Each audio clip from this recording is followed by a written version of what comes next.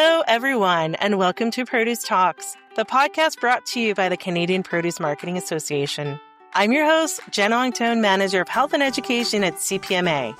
Throughout this podcast, we sit down with industry experts and leaders from across the produce supply chain to explore the latest trends, challenges, and opportunities shaping our industry. Let's get started. Well, welcome to Produce Talks. I'm Ron Lemaire, President with CPMA, and I'm really happy to be here today in our Produce Talks episode of Between Two Chairs with our past chair, George Pitsikoulis, and our current chair, Steve Bamford.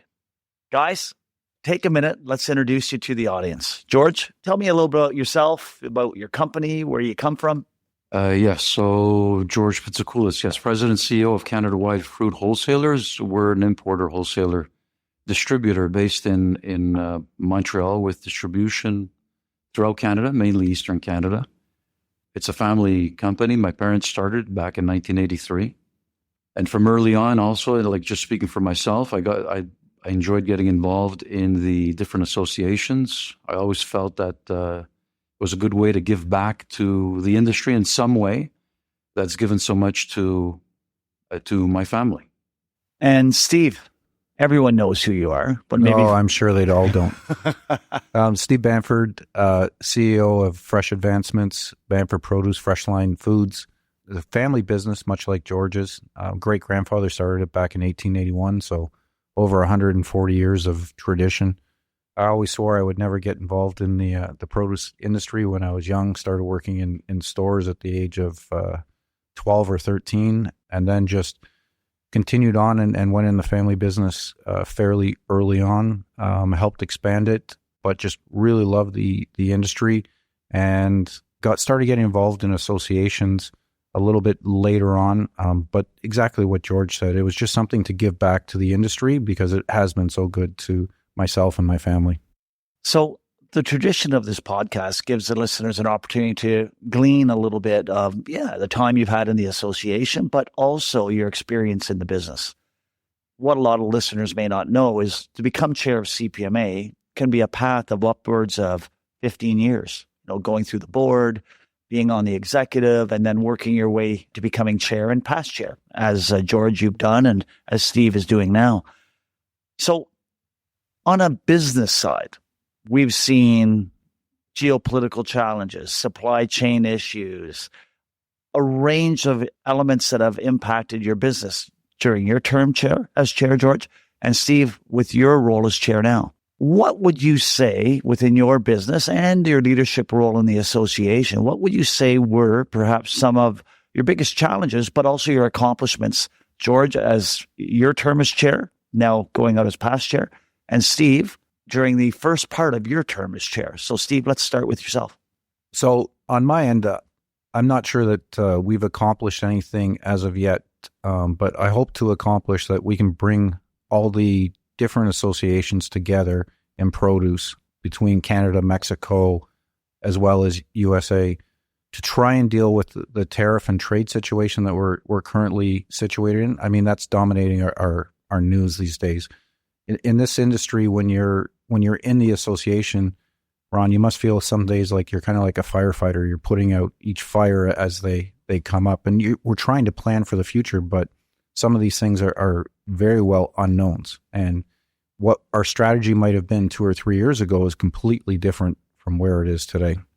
So, George, you went through a full year. You traveled the world. A big part of being chair is getting out, meeting with the, other businesses and opportunities. What was something that you saw during your term? What was a significant game changer?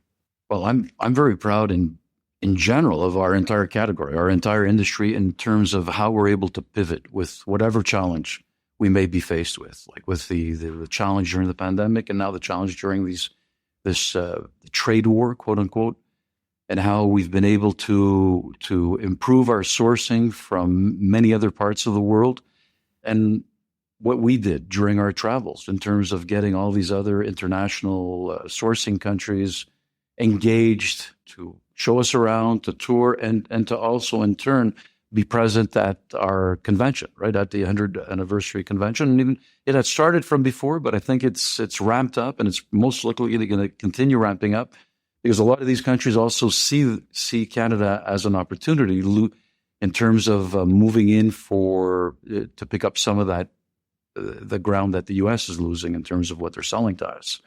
So yeah, I'm proud of our ability to pivot. I mean, and that's what we've been doing. So I'm going to throw a curve at both of you. You know, we talk about being able to pivot as an industry. We talk about the term we're resilient. And I made a comment during actually a podcast with one of our trade media partners, around the fact that we can no longer just rely on resiliency. It needs to be more than that. And someone challenged me saying, well, what do you mean not relying on resiliency? What does that really, how do you do it? What do you intend? And I want to ask you the question, why do we say we're resilient? We can pivot, we can adjust. Or is it more about what our proactive strategies are to try and get ahead? So we don't have to rely on resiliency as much as it seems to be that we are. Is there a way out of being continuously resilient, I guess is the question. I think for us in my organization and across our industry, we're always looking at different trade routes to diversify our vendor base. You know, if you look at something like citrus, years ago, we would just think about buying from North America and then a little bit of offshore fruit. Now we're seeing the offshore fruit overtake what we receive from North America. And it's not based on price, but it's based on quality and different varietals that we can't get certain times of year here. So we really are seeing the diversification is really helping the industry, as opposed to just sitting back and saying, well, we're not as resilient as we used to be, and we just have to take what we're offered. Take it on the chin and get up, Rocky, keep fighting. Right. So if a vendor wants X number of dollars at $40, but we can source the same fruit or better somewhere else, we're going to be looking at that because that's what the consumer is looking at. They can't afford these big inflationary levels that they've had in the past. It's been sort of the nature of what we do. Like I remember when it was in the news of how expensive cauliflower was. Well, there was alternatives, right? There was broccoli or maybe perhaps Brussels sprouts that were cheaper that you can alternate. Substitutions. Or if lettuce becomes too expensive, there's tomatoes that we can substitute. Well, the same type of thing is going on with our sourcing countries as well, and in many ways.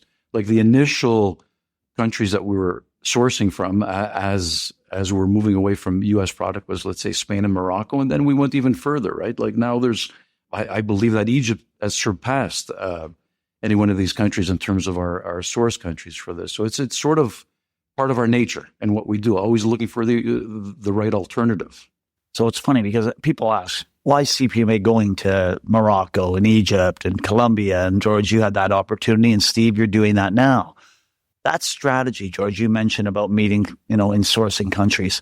Is there anything that surprised you, when you started visiting these countries at the beginning of your term? How advanced they are. You always sort of, the standard bearer for me has always been the U.S. in terms of how they're able, all their growing practices, they're from beginning to end, and including also their breeding, the varieties that they use, how they pre-cool, how they handle everything from the beginning to post-harvest and shipping and all that. And now we're seeing that and then some in all of these other countries that have become, they've had no choice but to learn this, because we as a company started importing, for example, citrus. I'd say the first container or the trial containers was more than 10 years ago. And it was a terrible experience. It was not even hit and miss. It was like, what are we even bothering with this for? Today, it's they're lights out at the top of their game.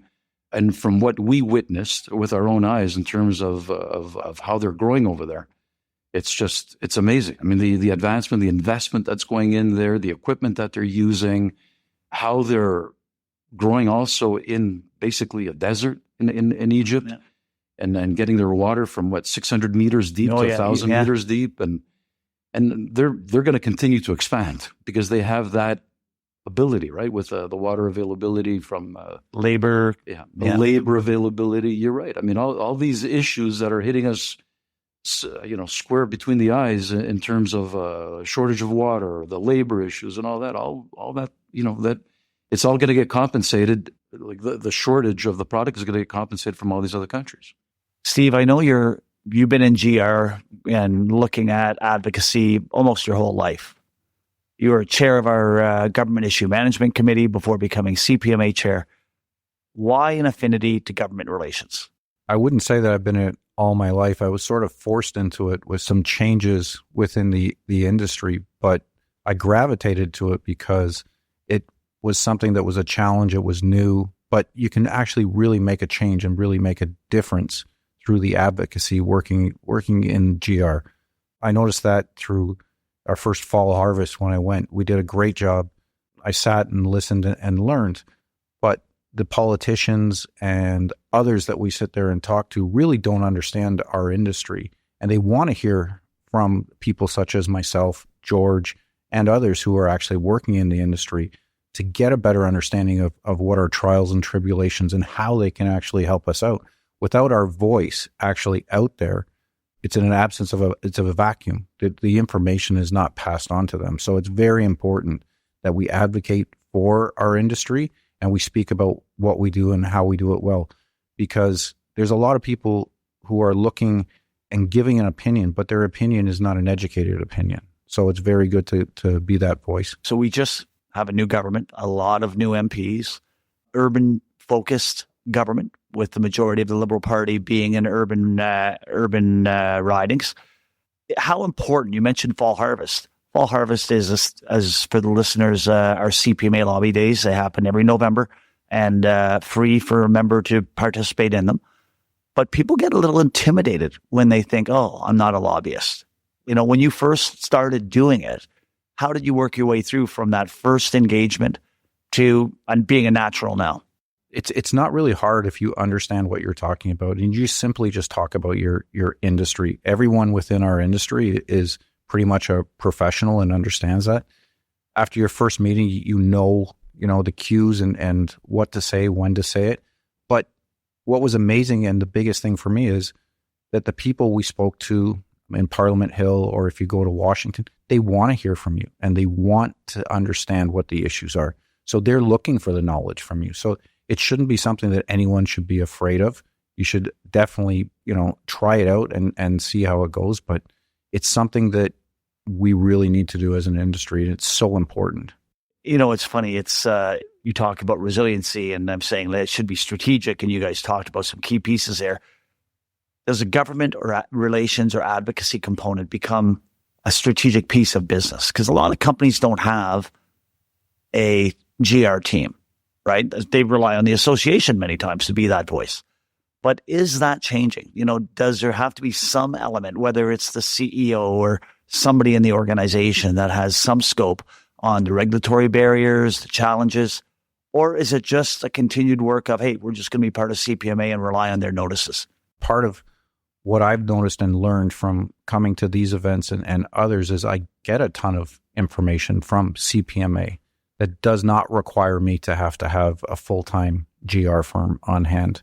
If I do have issues, there's people we can go to within CPMA that can help. Without that resource, then perhaps, yes, Ron, we would have to have our own GR firm.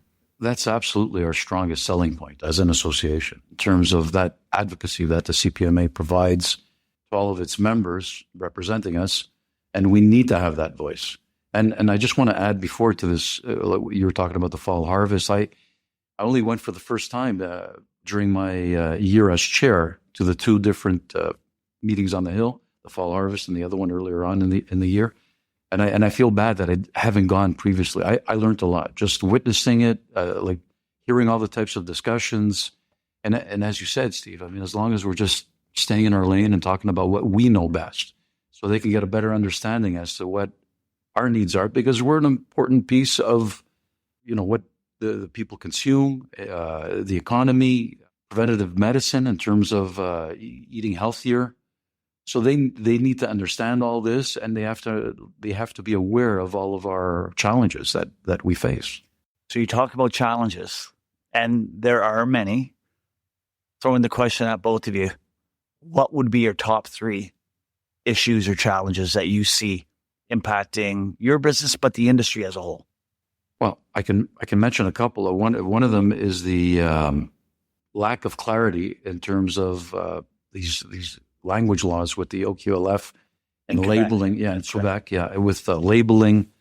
I mean, from not only on the package itself, but also on a consumer-facing box and all that. This will be game-changing. This will result in major issues in terms of our ability to source product if this is going to be strongly reinforced. Like someone has to raise the alarms on that. It's just, it doesn't feel like they're engaging enough in order to deal with that particular issue. So I want to dive deeper on that. So I'm a California company, or a South American company that wants to ship to your operation, and you're selling in Quebec. It would be their requirement on their label then to have their brand translated into French.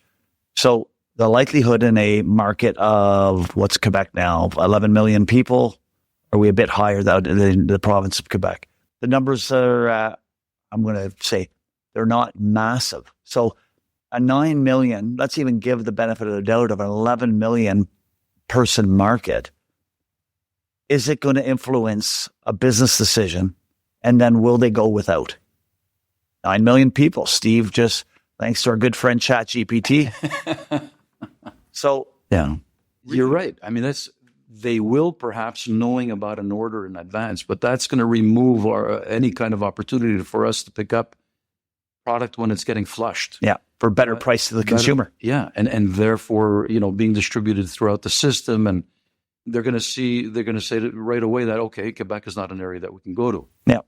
And I don't know if it's going to be reinforced in other parts of Canada, but it's certainly going to pose challenges. That's one part of it. And it was raised by the president too in the U.S. Yeah. That was one unique item out of everything he's been dealing with. He talked about the Quebec language rules on labeling. And what about internationally? These companies in, I don't know, Spain, Morocco, for example, they ship to all over the world. And they're going to do something special for us, specific. I mean, we got to, I understand the language laws. There's a place for that. Yeah. But we got to somehow be a little more realistic and understanding. It's very political. Yeah, it is. Yeah. It is political, unfortunately. And our current government in Quebec it feels like they don't want to touch that topic. Let's jump over to you, Steve. That's pretty significant, coming out of Quebec. What do you think? What's impacting you, or what do you see impacting the industry? Well, I can only speak for my business, but the uncertainty of what's going on with trade is the biggest issue that I see. For us, where do you make the investment? Do you make the investment? Where do we source product from? Is that going to change? We also export products as well. So just the uncertainty is stopping some of the wheels from turning, and we just really need to get to a good spot where we understand what our new trade world is actually going to look like. So that uncertainty, and you touch on investment. How far back do you guys think this has thrown us relative to growth? There's companies that are saying, look, I'm forging ahead. I'm investing in new packing lines. I'm doing what I need to do. But those groups are few and far between. Well, I think, Ron, though, while I'm not in the auto sector still is still the people who work in that are still the consumers of the product that we import. So while some of them get laid off or lose their jobs, there's less product for us less consumers for us to distribute to. Now, it's not that they've gone away, but they're going to have to choose other areas because their dollars that they're going to have to spend without being able to work is going to be less. So it's not just about, what impacts my business directly, but what it impacts it indirectly that is really my biggest concern. Well, let's talk about that on the Canadian consumer. Abacus data just came out with some interesting insights relative to Canadians fed up with the Trump discussion. They're ready to move on. They still want to deal with it, but they don't want to hear about it anymore. They've now come back into saying, okay, let's deal with cost of living, housing, healthcare. And they're telling government, we need to start rethinking about what our future looks like and the nuts and bolts of the country. So to your point, do you think we're going to see an impact on consumer purchasing of produce if they're already concerned about whether they have enough money to live in the next 3 months? Well, it really depends on if the government is going to start a big infrastructure spend like they did post-World War II. If you look at our roads and you look at our systems that we've had in place are 50 or 60 or 100 years old. They need to be updated over time. So this would be a good time for the government to invest while we're potentially in a downturn of a job cycle to get jobs for people. We're in an unknown time, but I imagine that all times are unknown. We can't predict what's going to happen for the future. There's been like an ongoing trend now for a number of years in terms of people shopping more often in discount stores. It was just a few years ago that in Quebec, I think it was only 30% of the consumers were shopping in discount stores. It's already at 50%. Like we've reached the national levels. And I'm sure it's going to be more so going into the future, not only in Quebec, across Canada, people really being careful with the dollars that they spend. So the trend towards the discounters, the big box warehouses, Yeah, all trending well, both Canada and from what we hear in the U.S., same numbers in the U.S. What's interesting, though, on that shift to discount and the drive to discount and warehouse club stores, is that going to drive a change in consumer expectation of the quality of the product? Because Canadian consumers really are spoiled. We give them the best quality at the best price we can. And we have had the tiers. You go to discount, you're going to get a certain product at a certain price. But because there's such a drive, are we seeing higher quality sliding into those discount stores? And is that going to be an Achilles heel going down the road? That's a good point because I commend them because that's part of their strategy. They've really upped their game in terms of walking through the produce sections of the major discounters that I walk through, and even the warehouse club stores. It's unbelievable, the condition, the quality, and that's what you're right. I mean, the question is, how will that affect going into the future? And the mass merchant, right? Going into a conventional store, what level are we now selling in those stores? I think the retailers across North America have realized that the discount market has increased for them, and they've put more focus on it. So you are seeing better quality, better sizing product in those stores. How it will affect their premium brands, I can't tell you, but there still is a place for their premium brands. I want to switch a little bit here and talk a little bit about, Steve, you're halfway through your term. We're heading to Toronto in April for your convention. Trade show is, I think there's a few booths left. It's almost sold out. Massive momentum. And George, coming out of Montreal, we saw the same thing. Our 100th anniversary, huge success, expansion of country participation, which is transitioning into Toronto, seeing greater interest from around the world on coming to Canada and looking at business, while at the same time, a massive growth in our domestic market and a real shift, whether it's consolidation through growth or just expansion. We're in a real, it looks like, opportunistic time. So for your term, Steve, what do you want to achieve between now and the convention? Oh, there's a ton that we want to, that I would like to achieve between now and convention. Obviously, we want to have another successful convention, but the organization itself has done a great job year over year. I mean, I'm just going to have to ride on George's coattails, and I can have a excellent convention. I'll still go back to that. Some of the discussions will go back to trade, and it's not just trade in North America. It's trade from other countries. I want to be able to make sure that we open the door to other areas of the world so that our consumers can continue to get great value for what they buy. So, George, a year under your belt as chair, now almost wrapping up your year as past chair. Any tips for Steve? Steve, I'm sure you're going to have a great year, by the way, especially with the support staff that you at the CPMA and the group that you have within your committee over there. I'm sure it'll be at least as successful as our 100th year was. I wish you well and any help you may need over there. What I could tell you is cherish the moment. This will definitely be one of the career highlight. The example that I was using a couple of mornings ago was the words of Rick Alcocer. When somebody, a chair of ours that U.S. based in Salinas, saying that the best year of his career by far was his year as CPMA chair. That's just amazing to hear those words. And I must agree. I mean, it's just cherishable moments. That's, it's a wonderful experience, wearing a different hat, representing the industry at large. I mean, not only during convention, all these different travels that you do, getting together at the embassies that we did in different parts of the world, and all those experiences. They're just, you learn from them, and you think back to them, and you're amazed in terms of the work that the CPMA does and what it means, and for having been part of that for that year.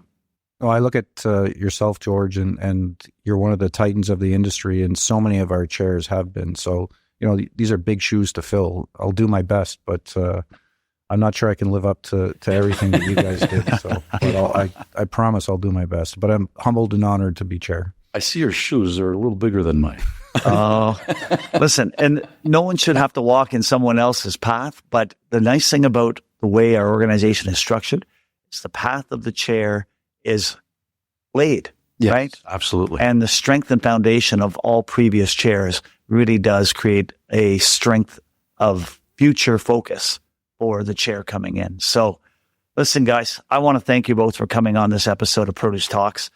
You know what, George? A few more months to go and you're off the hook. And Steve, a few more months of hard work and travel and driving the message for the industry. And then you get to move into that fun job of past chair where you can support our incoming chair, who will be David Dubé, with a Western focus for the association. So thank you both. Thank you. Thank you, Ron. So, gang, don't miss our next episode. We're chatting with Passion for Produce alumni about their experiences, what they've learned as up-and-coming leaders in the produce world, and how CPMA's Passion for Produce program has helped shape their journey. Be sure you join us. It'll be a really interesting podcast. Thanks again for listening. Look forward to hearing you and seeing you on the next podcast. Thank you to our guests and to you, our listeners, for joining us. Be sure to subscribe to Produce Talks on Apple Podcasts, Spotify, YouTube, or your favorite podcast app so you never miss an episode. Until next time, fill half your plate with fruits and veggies, keep seeking new knowledge, and never stop growing.